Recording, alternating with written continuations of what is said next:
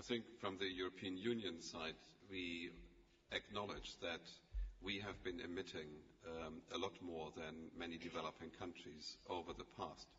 And I think that was the reason that in the early 90s we embarked on what was called at the time the Berlin Mandate, that we said developed countries need to take leadership. So on that basis we designed the Kyoto Protocol. On that basis we committed ourselves to the first commitment period to show, okay, the way forward and that things can be done. And if you look at the results over the last years and you look at the European Union's emissions, our emissions have been going down. Our emissions today are lower than in 1990, while our gross domestic product has been going up. And I think that is a very concrete example that countries do not have to fear. Because a lot of fear that is in this process is about I can either fight climate change or I can grow my economy. But we can show, and that's a big example here, that we can do both at the same time. We grow our economy and at the same time reduce our emissions. So that, I think, is something that comes from this historical responsibility. But what we also know is that if you would build a system only on historical responsibility, you wouldn't be able to fight climate change. And I think Thomas has quoted the numbers, which we have been hammering again and again in these press conferences and to our partners, that the EU is not the problem here. Let's say even if our emissions, even if we would shut down our economy from today to tomorrow, or next Saturday as a result of the Durban conference, we wouldn't save the climate. There's others that need to come on board and need to contribute. Otherwise, it's just impossible. Okay, thanks very much. We're out of time, I'm afraid. So we'll close it here. Have a good weekend, and we'll see you back on Monday. We'll be here at 10 o'clock, and we'll have the Commissioner and the Polish Minister here to speak to you on Monday morning at 10 o'clock. Thank you.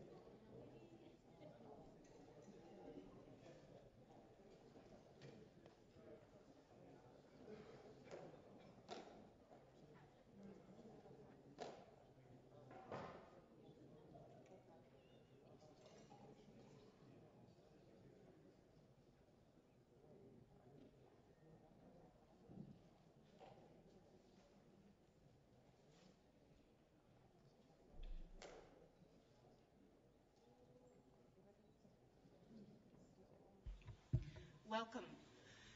Welcome to the briefing of the U.S. delegation. Your briefer this afternoon is Dr. Jonathan Pershing, who is Deputy Special Envoy for Climate Change, and he is currently the head of the U.S. delegation. He will open with brief opening remarks, and then we'll go to your questions. Thanks very much, and glad to see all of you. My name is Jonathan Pershing. I'm the Deputy Special Envoy for Climate Change and head of the U.S. delegation for the first week of this Conference of the Parties. Todd Stern, the U.S. Special Envoy for Climate Change, will lead the delegation next week. We will soon conclude the first week of these negotiations at COP17.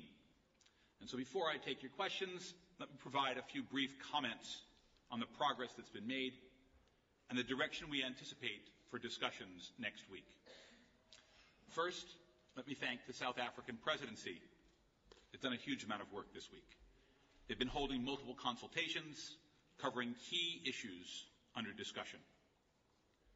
As the negotiations continue, the presidency's role as a neutral facilitator of a package agreement that everyone can support will become even more important and likely more difficult.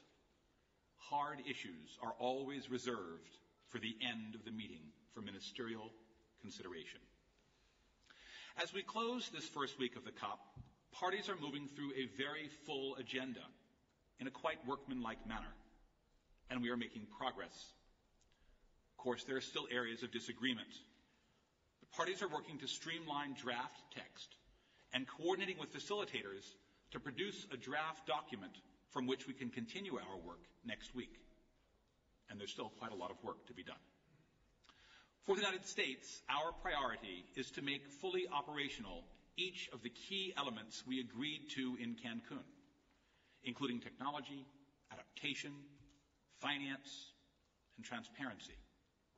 If successful, we will have made a substantial step forward in the global effort to address climate change.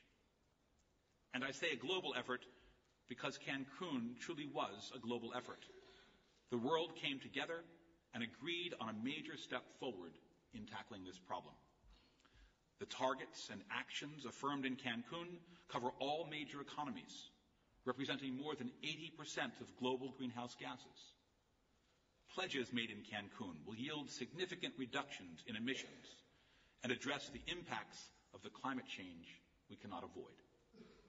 As we conclude negotiations this week and look to next week, we should focus on the key issues, working to achieve a balanced outcome that helps us move the process forward, delivers on the significant agreements reached last year, and takes another step in addressing the climate change challenge. Thank you, and I'd be happy to answer any questions. If I could ask you please to identify yourself by name and news organization, and also I've been asked to ask you to stand up when you raise a question.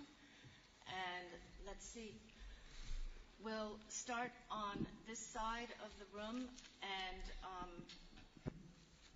fourth row back, 2 chairs in.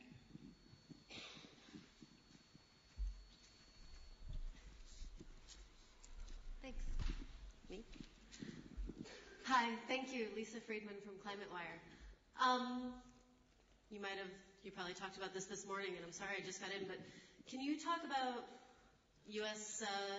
how the U.S. feels about this amendment that the EU just talked about that would outline a process to get countries to a higher level of emission on their mitigation targets? Thanks. Thanks very much. There's actually quite a number of different proposals on the table for considering next steps. Some parties are suggesting next steps that would be between now and 2020. The EU includes some of those in its provisions. Other parties are considering more specifically a process and a proposal that might look beyond 2020. From the perspective of the United States, the commitments that were made in Cancun take us through 2020. Those are commitments from all parties. They were pledges that were made by heads of state. They're for reduction actions. They're for targeted policies, a variety of different pieces. We don't think at this stage, a year after having made those pledges, that parties are likely to take on additional different pledges. But there are some parties that have yet to make pledges. Certainly we'd welcome those being added to the list. That will, of course, be part of the discussion, though, for what happens this week and going forward. Gentleman in a light shirt, about 5 rows back and 4 seats in, please. Is there a microphone? Thank you. Yes, thank you. Marlo Hood with Agence France Presse. I'd like to go back to something you said in your first press conference a couple of days ago, excuse me, that there were pathways to meeting the 2-degree target that would involve mitigation efforts post-2020. Everything that we've seen or heard from science recently suggests otherwise. The IEA report saying that we'll be locked in to at least a 2-degree scenario within 5 years, the UNEP report, et cetera. So I wondered if you could elaborate on what you were referring to when you said that, please. Thanks very much. I think there's always a question here about whether there is a single path to any outcome. And the way we have seen it, and I think the way it's possible to visualize it, is to imagine that the further up you go, the more steeply you have to come down to end up with the same outcome. So if we have more emissions, if we can't stop quite as sharply as we would like, we'll have to reduce more quickly on the other side of the peak. And in that sense, there are, in fact, technically, many possible pathways that do that. The more we can do earlier, the less we have to do later. It's desirable to do a great deal earlier.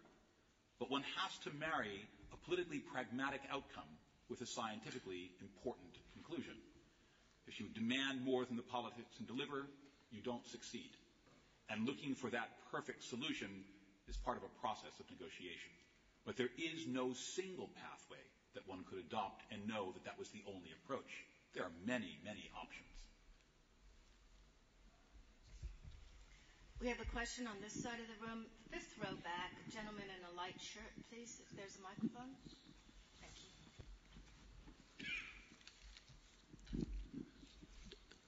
Hi, Jonathan. Dean Scott, BNA Washington. I was wondering if you could talk a little bit about climate funding, where you see some of the hurdles at this point on Friday, and what your expectation really is by the time we're done here in Durban. Thanks very much. There are a series of different conversations going on now with respect to the financing. They fall into the category of a great deal of interest still in the Fast Start. We did a side event at the U.S. Center yesterday in which we talked in some depth about the Fast Start programs. There are a series of materials that are available. If you're interested in following up, we'd be very happy to provide them to you. I spoke about this also on Monday when I opened up about what the top line numbers were. So that's one piece. The second piece has to do with the Green Climate Fund. We just had a discussion next door. Countries are continuing to make the statements that they've got. The presidency, Minister Mashabane, began with her own remarks saying she looked forward to parties' ideas, and parties began to provide them. She only had an hour. At that time, we'll continue again tomorrow. So, as expected, we have a whole series of discussions to walk through. The Green Climate Fund, of course, is a central issue that is being discussed at these meetings. And there are some differences of view about whether we should move forward with the report that was adopted by or forwarded by the Transitional Committee, or whether we should still have some further consideration of it. And there are quite a number of parties. For those of you who were at the session of the Conference of the Parties in its plenary meeting on Wednesday, you heard the diversity of perspectives around that. Some wanted to go forward, others do not want it to go forward. Some wanted to go forward with amendments. We fit into that category. Many fit into that category. We're not alone. And there are multiple parts to it. It's got a technical document, an annex, and it's got a covering decision that we have to adopt. So quite a lot of work still to be done on that front. The third piece is a standing committee, which is to be considered for development and agreement at this meeting. What are its remits? How does that move forward? Work on that really is just getting underway. So it's been one of the later topics kind of coming forward. Don't have much to say about it yet at this point. I expect a lot over the weekend and next week. And the last topic is what's called long-term finance, because there are a number of parties that are interested in talking about what sources might be used to provide long-term funding. Our own sense about that issue is that it's a matter for determination by each party. We don't believe that there's an appropriate modality which everyone should follow. We believe that the ideas about how a country chooses to raise money and how it puts it forward are a matter for determination by each country.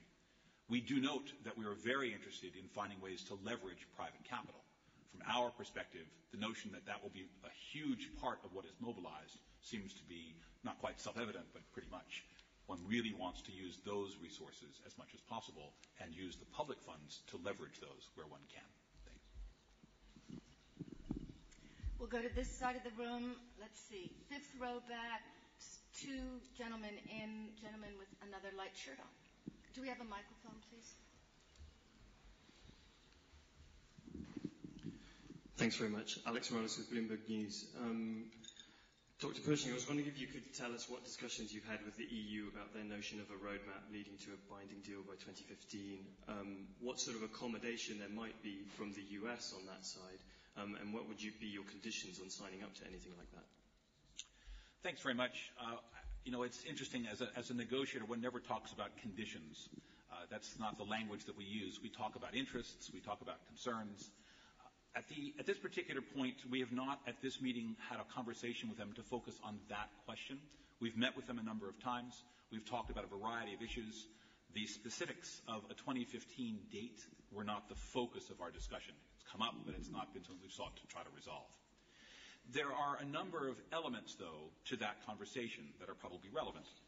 The first one is a view on the part of the EU that there is a need right away to begin next steps. We are interested in a conversation that will happen, but it would have to have certain characteristics. And those characteristics have to be inclusive of all the major economies. That an outcome, if it's to be specified, as the EU has proposed, to be a legal outcome, must also specify the character that would apply in the same legal form to the actions and targets and commitments of all parties. So we're not looking for a mechanism in which we would have an obligation to reduce emissions of a legal form, and the major emerging economies would have a voluntary program. That's kind of the Kyoto structure. We are not a party to Kyoto in no small measure because of that constraint. So if we're to make it specific, as the EU has suggested, it would have to include those provisions. And we've told them this. This is not a new discussion. The fact that we haven't met here on that doesn't mean we haven't met many times before in the run-up to these discussions, and that will be part of the consideration of the process going forward. I believe there's a question on this side of the room, a woman with a black top on.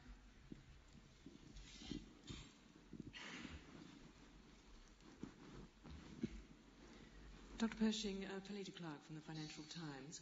Just going back to the Green Climate Fund discussion that you've just been in.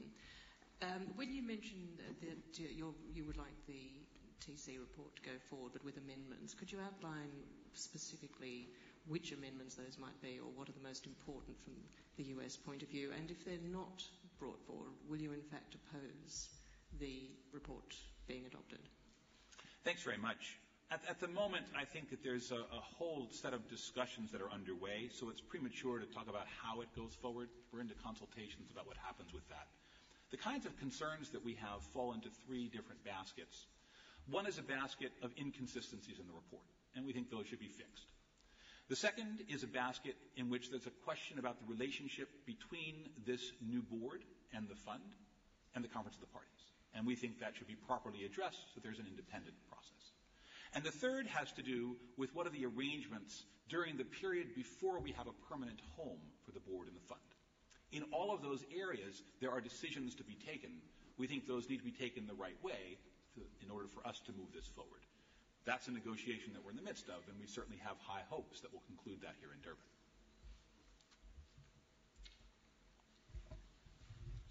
I think there was a question on this. No? Okay. All right, let's go to the back of the room on this side. Gentleman in a light blue shirt, please. Thank you. Jonah Hull, Al Jazeera. I wonder, do you accept that without completely unambiguous commitments to internationally legally binding emissions targets cuts in the future by the United States, there is no incentive for any other big emitters to do likewise, and that therefore within this COP process, the US is the single biggest obstacle to progress and any meaningful deal? Thanks very much. No, I don't. I guess I could stop there, but I won't. The answer is, I think, to that question that we, I think, have conclusively demonstrated that the issue here that we're seeking is action. And, in fact, if we take a look at what came out of the Cancun conversations, we had actions from all the major emitters. All of them. They all put numbers on the table. They're all working to implement those efforts, those commitments. And if we think about that proposal, it was not in the same form as Kyoto, a legal treaty. So I actually quite strongly reject the notion that action is conditioned on a legal form for a particular document from this process. And in that sense, given that the objective of our effort is not a particular piece of paper, it's a change in the trajectory of emissions. In that sense, in fact, we had a huge success in Cancun, and legal didn't have to be part of it to achieve that goal. We're going to take one more question on this side of the room. Third row back, woman with a dark jacket on. Thank you. Thanks. Kim Chipman from Bloomberg News. Another mandate question. The EU and others say momentum is building for a so-called Durban mandate. Does the U.S. agree with that characterization? And secondly, the comment from earlier this week about multiple pathways has stirred quite a bit of controversy, and I know you addressed it earlier, but could you give a few examples of what post-2020 pathway could look like to avoid 2-degree warming? Thanks very much. We have a history in this particular process of giving a name to the conclusions that we reach. And one can imagine that those conclusions from this meeting would be called the Durban process, the Durban conclusions, the Durban Accords, the Durban agreements, the Durban something. So in that sense, I think the articulation of exactly what it is has some different possibilities in terms of naming and alternatives. I think perhaps more narrowly the question is, will there be a formula, a particular proposal for a legal next step? That's what's being debated. My own sense is that at the moment what I'm hearing from the major parties is that while some want it, others do not. And I have not observed a sense in my discussions that they're prepared to change their minds. And by that, I mean the major economies, the major emerging economies, which have indicated a strong resistance to having to undertake at this stage a commitment to a legal binding obligation. In that context, the U.S. also would not be prepared to take a legally binding obligation. I think if I said at the beginning, we would not be prepared to see ourselves under such a regime if those major economies were not. That was one of the fundamental reasons we could not become a party to Kyoto.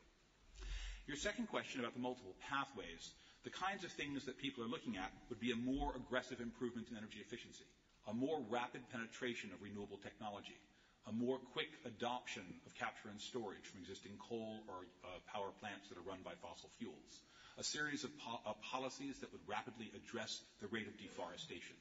All of those have to penetrate more quickly than we're currently seeing them move. First, you slow the rate, then you reach some peak, and then you start to decline. We need to continue to increase the rate of improvement of those policies. But one of the things that I note that the science is fairly clear upon is that often there's a path dependency. What that means is the things you do early are things that have an effect in the out years. In that sense, a great deal of the work that countries are really seriously looking at will have a significant effect in later years. Those are programs, for example, on technology development, on R&D. Those are programs that begin to set the stage for what you could do not in 2020, but maybe in 2025. Those are programs, for example, like those taken in the United States, to begin to train science and math teachers and to have a whole program where the next generation of engineers is developing new technologies. That crop of students, that group of new PhDs, that community of experts are the folks you want to be doing this work. You want to have programs in place, you want to have policies in place, you want to make it possible that when they come along, those ideas penetrate into the economy more quickly. That dynamic will bend the curve more sharply. And if we're successful, that dynamic is exactly what we should be seeking to provide and would make this outcome realistic. It does not mean you can do nothing now. You have to do a lot now. And countries really are succeeding in making that first step. We have to continue. We have to take further steps. I in no way wanted to indicate that the idea that there were multiple pathways meant that there was any abdication from the importance of moving today and moving quickly today. Thank you. That concludes our briefing.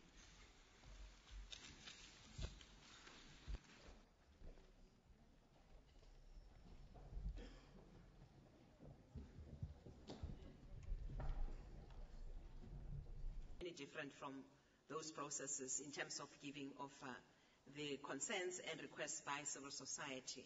It's the same as applied by and through every other body that's here. The difference is that this is actually a march, and it has been taken care of. As at present moment, we do know that it is going to be a peaceful march leading up to here. I'm not sure if I really had Lisa's question about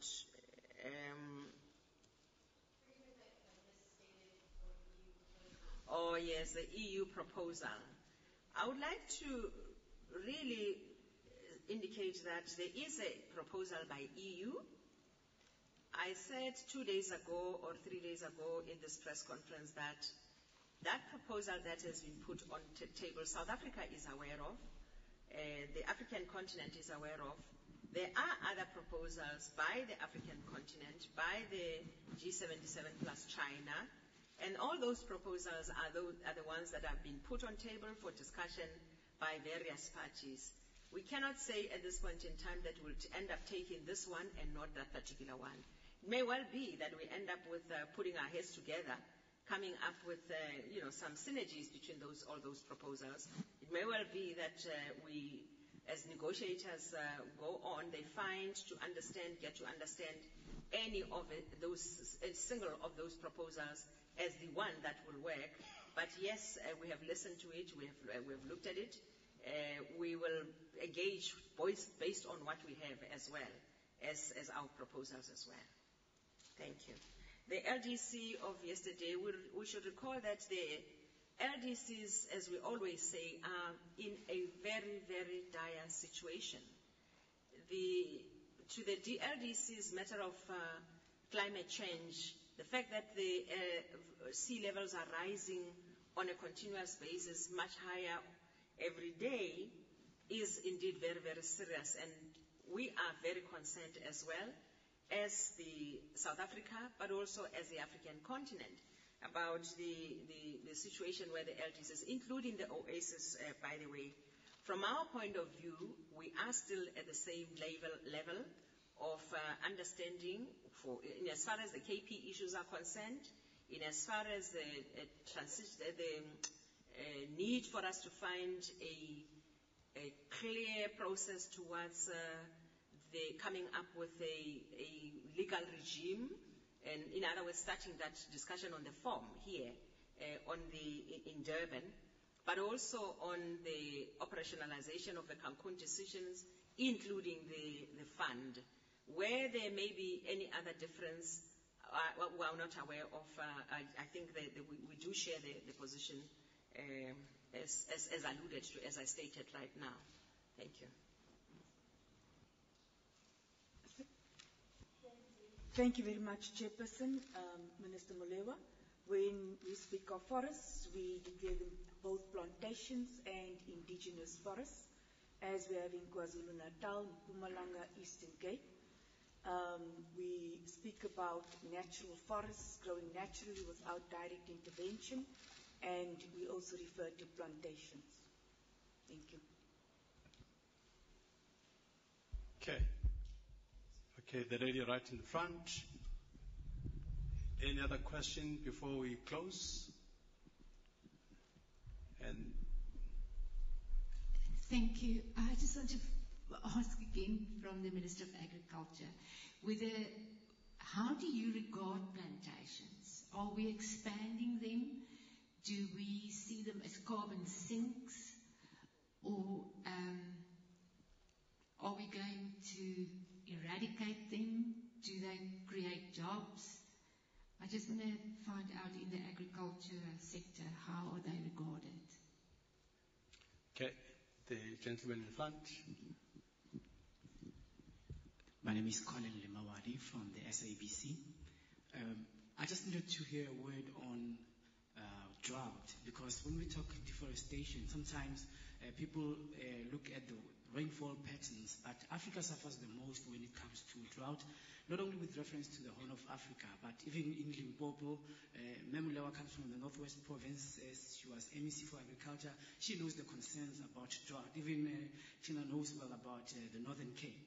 So if we talk deforestation, in most of the areas in Limpopo, we don't talk forestation that much, unlike in Mpumalanga. So what is the major concern concerning that? Okay, thank you very much. Final question, lady at the back. Fernaz Parker from the Mail and Guardian Online. This morning, some activists from the African Climate Network were talking, and they had some problems with the idea of smart agriculture. And I was wondering how the African group has reacted to the idea of smart agriculture and the discussions on that. Okay. Minister Peterson, you've got 2 minutes to round up, and Minister Molewa, you've got 1 minute to close. I'll be exactly that. Plantations form 1% of South Africa's land surface, and we do regard them as carbon sinks. We do regard them as potential areas for job creation. Currently, more than over 170,000 persons are employed through plantations. The matter of severe climate incidences in South Africa have been of great concern to us as a government. We have been experiencing both drought and floods simultaneously in our country. This has given rise to the government believing that they have incidences of both La Nina and El Nino in our country. It has been a major concern for us in agriculture as the droughts in the deserts are moving further south. The impact thereof has already been felt in the Western Cape. We have discussed as the colleagues in the government of South Africa that it would be our responsibility to have a common understanding of what climate smart agriculture is and to articulate that view as we move ahead. Thank you.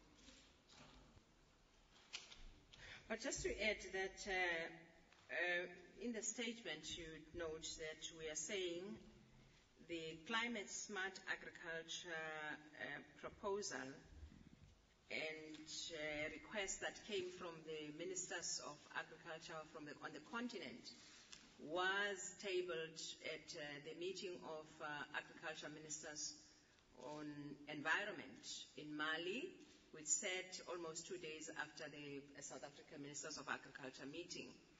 And we agreed at that meeting as Ministers of Agriculture that indeed the concept of climate change within the context of, in as far as it concerns the carbon markets in particular, will still have to be discussed within the context of the carbon markets proposed as a South African position.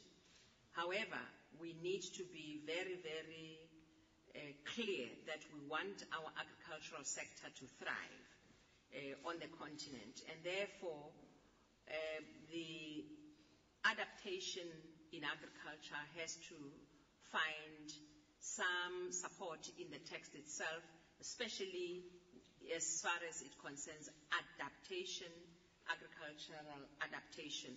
So the African ministers on environment agreed, therefore, to help find within adaptation text or substa somewhere there under adaptation to really deal with the issues of agriculture, because we really require attention to be given to the agricultural sector in a large way, even the same way as mitigation is given that support. So there is that synergy, but there is just one element that needs to be finalized about the carbon markets. Thank you. Okay. Thank you very much, ministers. Thank you very much, members of the media.